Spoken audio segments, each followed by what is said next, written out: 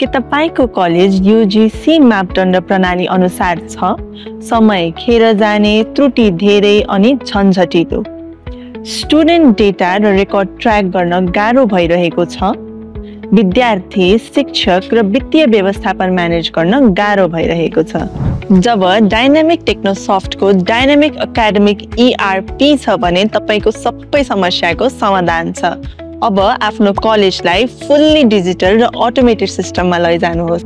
LMS implement गरी आफ्नो पठन पाठनलाई स्मार्ट र वेब बेस्ड EMIS बाट कलेज व्यवस्थापन सजिलो बनाउनुहोस्।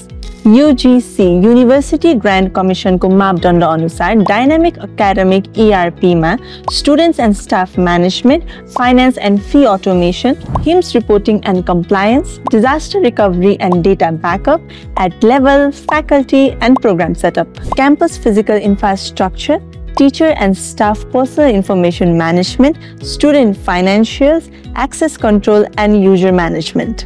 HIMSS reporting, detailed HIMSS report structure, campus aims report publication format, raw, campus HIMSS technology standard antargat, systematic architect, API gateway, third-party API integration, data migration and synchronization, disaster recovery and backup हुने तरिकाले बनाइएको छ।